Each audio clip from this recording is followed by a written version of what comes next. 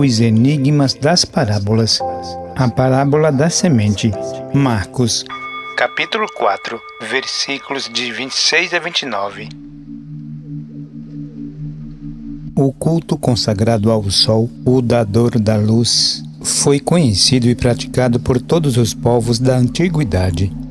Os antigos egípcios, os mais conceituados mestres em magia do passado, realizavam todas as manhãs, ao nascer do sol, um ritual simbólico em homenagem à ressurreição da luz, que ao despontar no Oriente, os libertava dos poderes das trevas, representadas pela noite.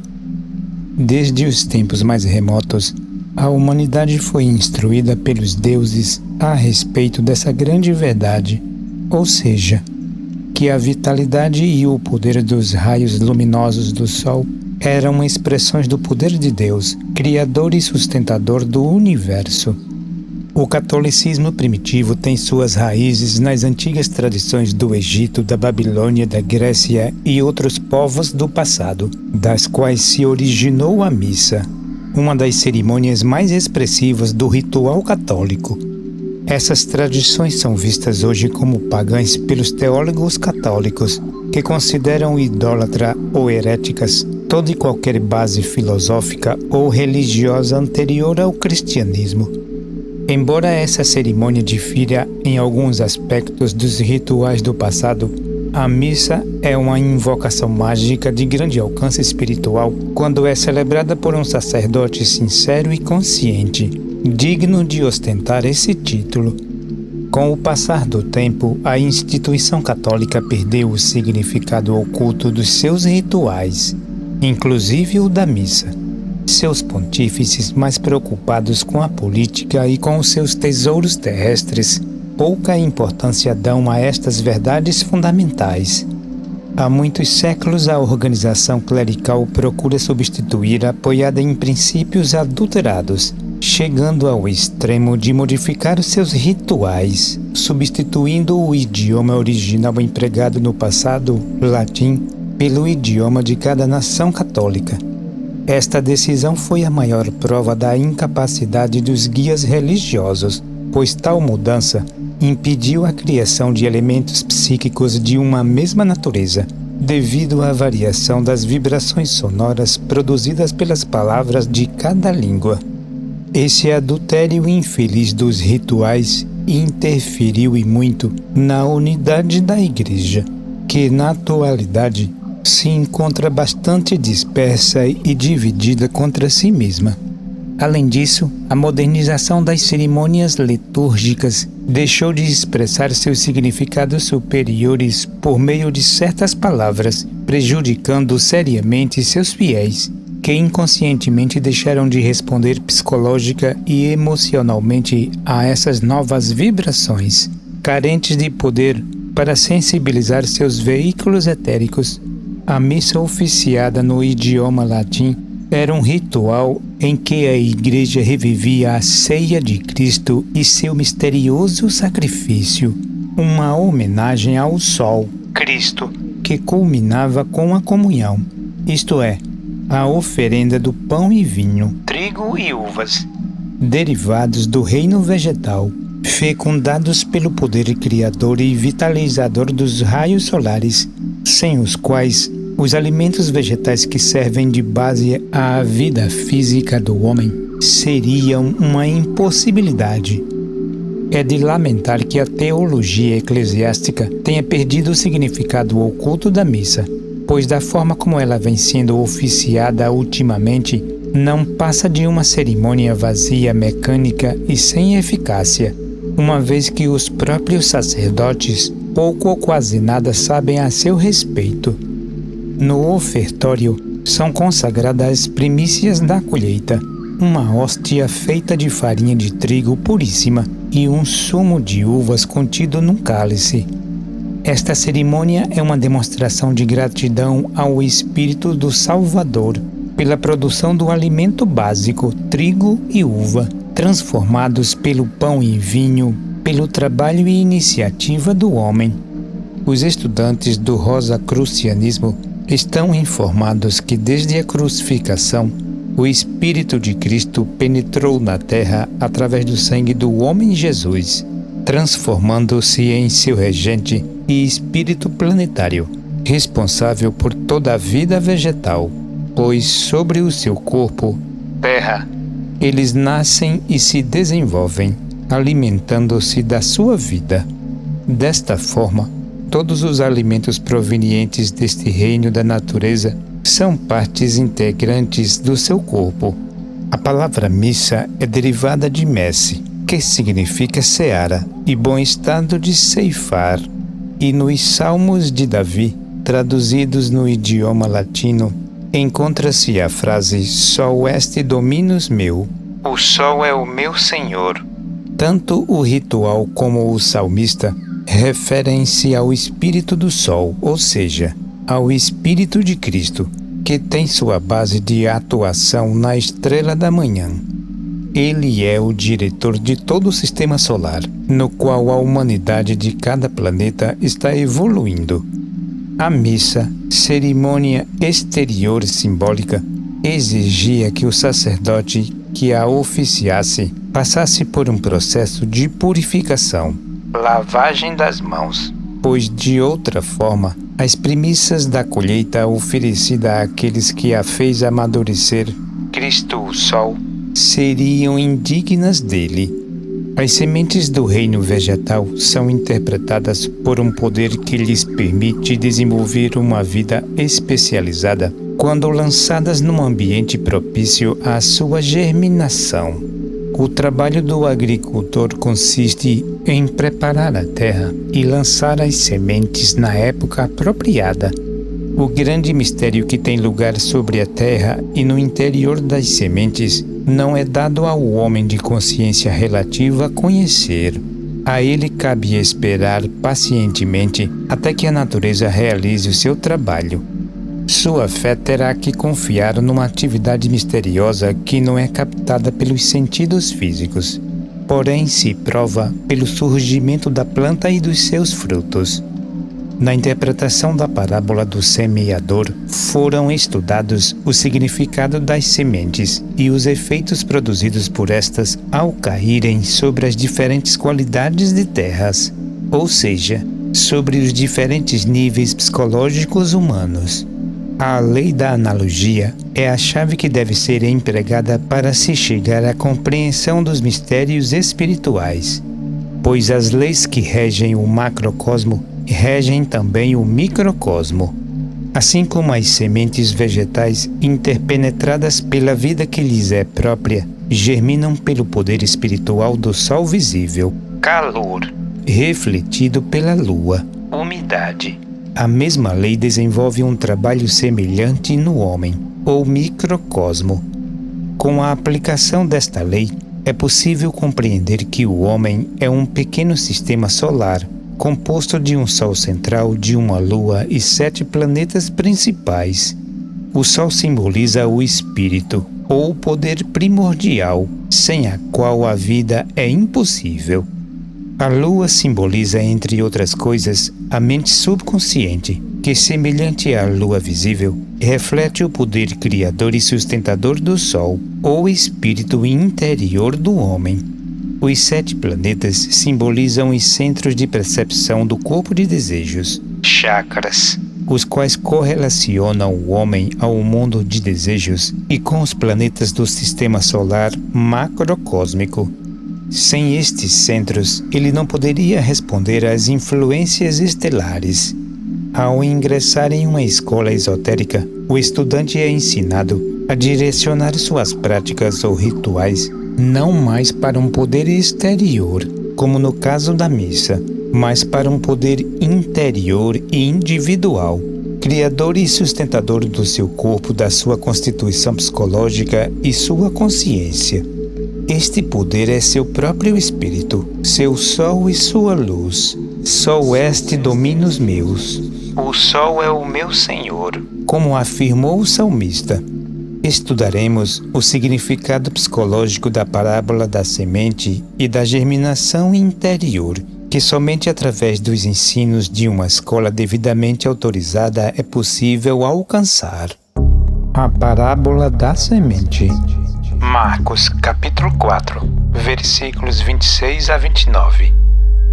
Disse ainda: o reino de Deus é assim como se um homem lançasse a semente à terra, depois dormisse e se levantasse de dia e de noite, e a semente germinasse e crescesse, não sabendo ele como.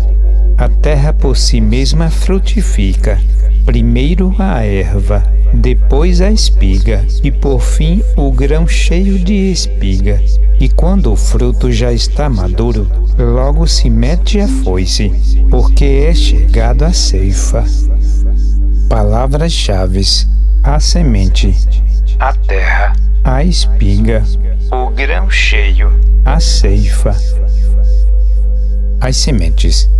Nos ensinos evangélicos, as sementes simbolizam as ideias. Estas sementes, as sementes vegetais, são o princípio de todas as realizações, seja elas materiais, espirituais ou psicológicas. O homem é o produto do seu pensamento no que pensa em sua vida. Nisso mesmo se converterá pelo tempo adiante, afirma a ciência hermética. As ideias são provenientes de dois níveis distintos, o físico e o suprafísico, ou espiritual. O nível físico ou terrestre serve de base a todas as ideias relacionadas com as formas, quer seja minerais, vegetais, animais ou humanas. O homem recebe impressões do exterior, que são transformadas em ideias. Essas impressões são captadas pela consciência por meio dos 5 sentidos físicos, e o homem que depende unicamente deles não tem a menor condição de formar qualquer ideia verdadeira a respeito da vida espiritual.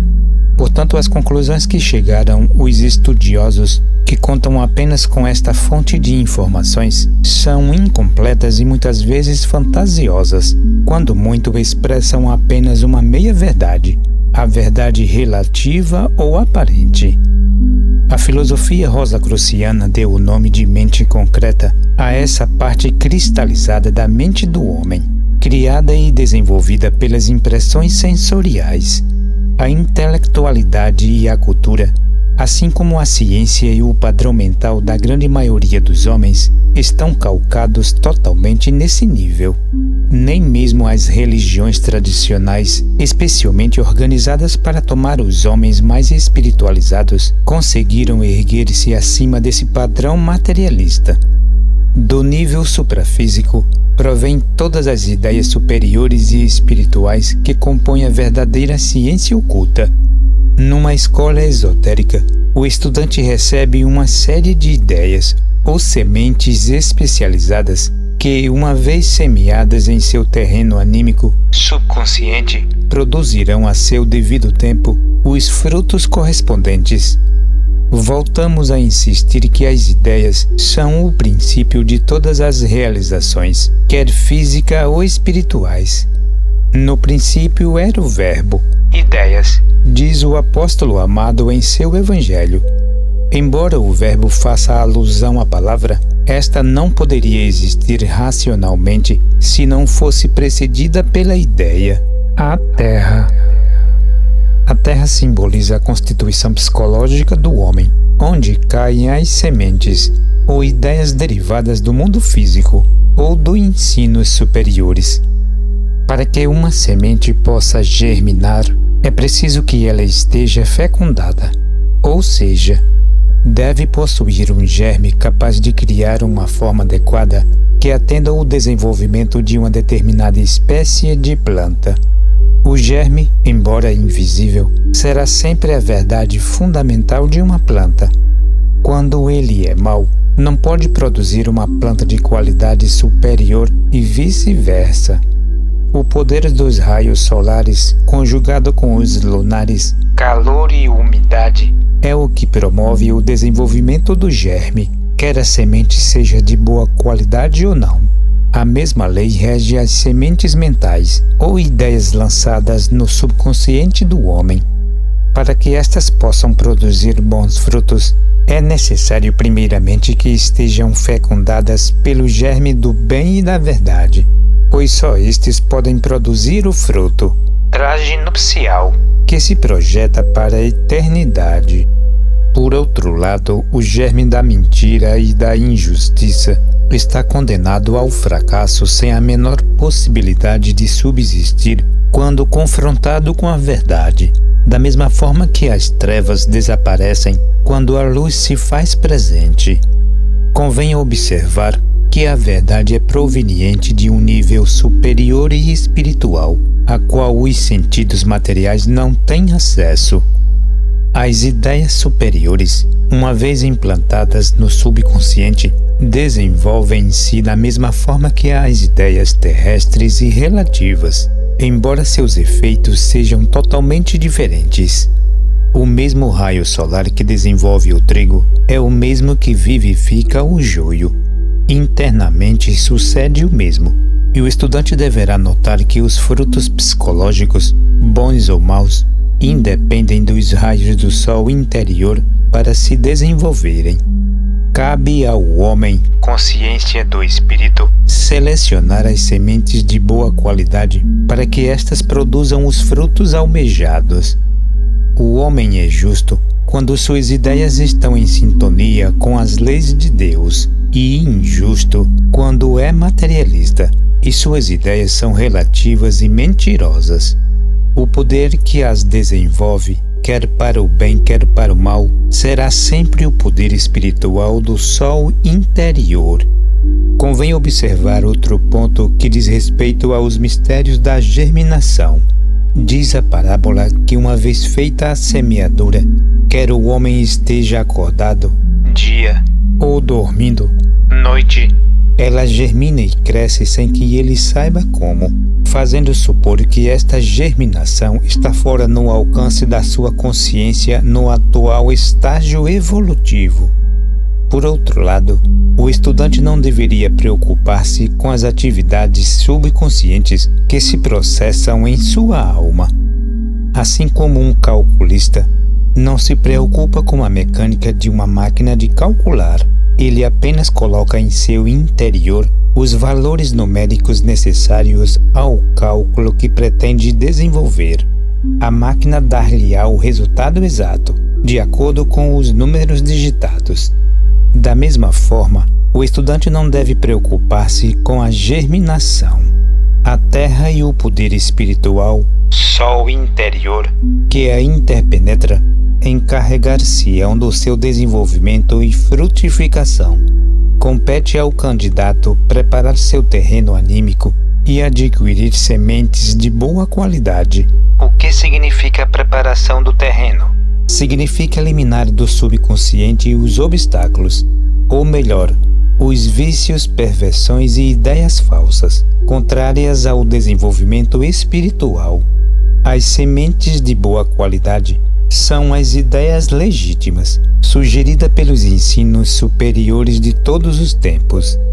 A fé que o agricultor deposita nas sementes o faz preparar o terreno para recebê-las na época oportuna. O mesmo princípio deve ser aplicado no trabalho do estudante, já que um subconsciente, terra, despreparado e sobrecarregado de ideias falsas, estaria impossibilitado de receber os ensinos superiores. Os estudantes, em geral, levam muito tempo para se convencer de que apenas a teoria não conduz a nenhuma realização efetiva. O conhecimento intelectual dos ensinos é importante, mas não basta. É preciso levá-los à prática na vida diária, pois é a prática que faz o mestre, diz o velho ditado. Um dos grandes escolhidos do caminho interno chama-se preguiça e impede a maior parte dos aspirantes de realizar um esforço real e sistemático. Este estado anímico, que revela a ausência da vontade, como também certa incapacidade para avaliar a importância dos ensinos, deve ser banido da psicologia do estudante, se é que ele deseja chegar a um resultado satisfatório.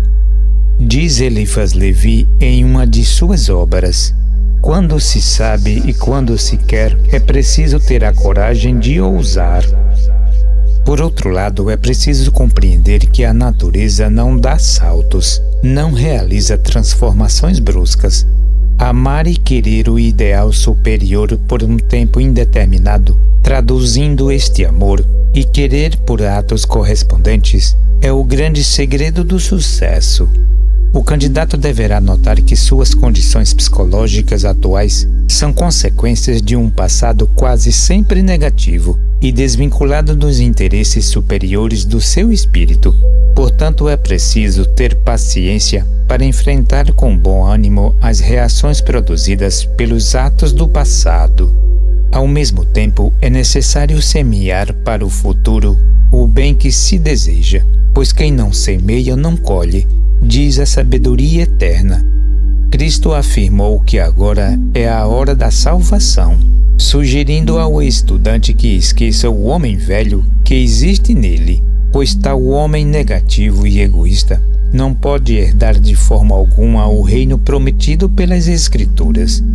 O dia de hoje, ou o eterno agora, é o que deve interessar ao legítimo praticante da ciência oculta. Este não deverá deixar passar, em hipótese alguma, as oportunidades que o presente vivo está lhe oferecendo. Se compreender que o único tempo existente é o eterno agora, verá que o dia de hoje é maravilhoso e promissor, apesar de todas as dificuldades.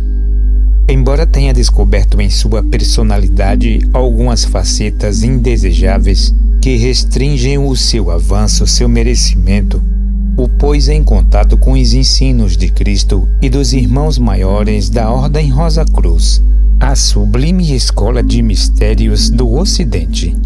A tomada de consciência das suas debilidades anímicas não deve desanimá-lo. O conhecimento dessas verdades desagradáveis deve servir-lhe de estímulo permanente para corrigi-las. Não é conveniente nem inteligente colocar-se num estado emocional negativo de ansiedade, esperando pelos resultados das práticas realizadas. Eles virão seguramente ao seu devido tempo, se o estudante for persistente no cultivo das virtudes cristãs.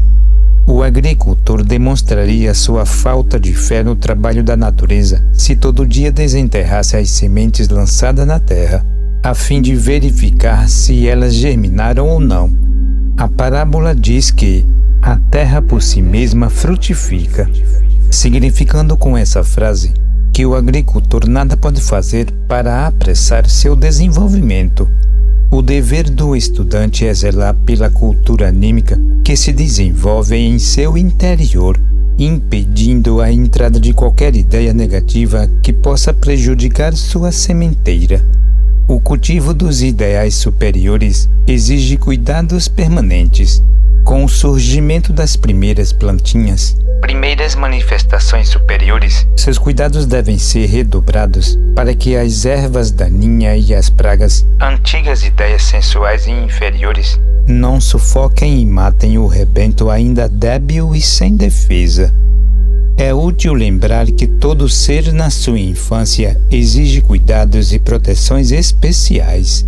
O mesmo sucede com o ideal superior recém-nascido, carente ainda de consolidação prática.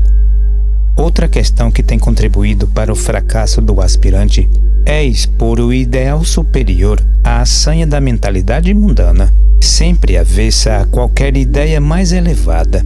A reação provocada pela sua imprudência quase sempre é fatal, e as ideias contrárias, que seguramente surgirão na forma de sugestões negativas, pode abalar e até destruir a nova mentalidade ainda fraca e sem defesa. A única atitude sensata que há de ser tomada é isolar-se no silêncio, para que as sementes ou ideias superiores possam germinar a salvo de qualquer intromissão externa. O apóstolo Filipe, cujo nome significa literalmente domador de cavalos, simboliza a habilidade e a paciência que hão de ser cultivadas para dominar as forças inferiores do antigo nível. Homem velho, assim como as sugestões negativas do ambiente mundano, no qual o estudante vive e desenvolve suas atividades, tais como a família, emprego, religião, círculo de amizade, etc. Deve estar bem ciente de que seu antigo corpo de pecado é muito grande, portanto poderoso e dominador, enquanto seu corpo espiritual ou de salvação é pequeno e indefeso, precisando ainda dos cuidados dos seus genitores, a vontade e a imaginação. José e Maria. É de importância fundamental recordar-se da advertência do Mestre: vigiai e orai para que não entreis em tentação. Impulsos negativos das antigas ideias, carregadas com forças de repulsão. O espírito, na verdade, está pronto, mas a carne, consciência relativa, é fraca. Mateus capítulo 26, versículo 41. Assim como uma planta necessita de adubos para desenvolver-se bem e garantir uma boa colheita, também a cultura psicológica tem a necessidade de auxiliares extras para ajudar seu crescimento e frutificação. A oração sempre foi considerada em todos os tempos um auxiliar indispensável no caminho da realização. Quando realizada conscientemente em épocas propícias, especialmente quando as configurações astrológicas são favoráveis, podem ajudar muito, alimentando e reforçando o ideal em gestação. Compreenda que orar é exteriorizar a vontade, o pensamento e o sentimento por meio da palavra de fé. Só desta forma é possível acelerar o crescimento da plantinha espiritual, surgida da semente evangélica, a qual produzirá o mais maravilhoso dos frutos, o homem novo regenerado por meio do amor e da ciência espiritual. A espiga. A espiga é o emblema da fecundidade atribuída ao Sol. Simboliza também a ideia de germinação, crescimento e desenvolvimento de qualquer possibilidade virtual. Geralmente, todos os feixes, molhos e ramos simbolizam poderes psíquicos integrados e dirigidos a uma finalidade: o grão cheio. O grão cheio é a expressão máxima da planta como resultado final de um trabalho desenvolvido no tempo. Cheio significa fecundado, ou seja, que possui o poder de propagar-se. O mesmo princípio encontra a expressão através do discípulo devotado e realizado, cujas sementes ou ideias recebidas da escola se manifestam através dos seus atos e atitudes superiores e que levam em si o estigma inconfundível do sacrifício realizado e do instrutor que o esclareceu com a sua experiência e ensinamentos. Os grãos cheios na espiga simbolizam em sua totalidade o corpo espiritual da ressurreição, composto por uma série imensa de ideias ou sementes confirmadas por uma vida de sacrifícios e serviços altruístas, consagradas a Deus e ao próximo. Por serem expressões da verdade, possuem em si a capacidade de se reproduzir infinitamente através das idades. Desta forma, cada homem realizado pelo método cristão transforma-se num pregador das verdades superiores ensinadas por Cristo e um auxiliar consciente de Deus no trabalho da evolução. Ao contrário, os conceitos formulados pela sabedoria mundana mudam constantemente, por não possuírem o germe da verdade em si mesmos. Os valores culturais das antigas civilizações que viveram em seus apogeus, com raras exceções, diluíram-se através dos tempos, permanecendo apenas as verdades espirituais propagadas pelas instituições dos mistérios. A ciência e a cultura estão constantemente reformulando suas hipóteses, sinal evidente de que as teorias sustentadas pelos cientistas não são corretas por não estarem alicerçadas nos princípios superiores e eternos das leis divinas. Diz Eliphas Levi: A magia é a ciência tradicional dos segredos da natureza, que nos vem dos magos. Por meio desta ciência, o adepto se acha investido de uma espécie de onipotência relativa e pode agir de modo que ultrapassa a capacidade comum dos homens.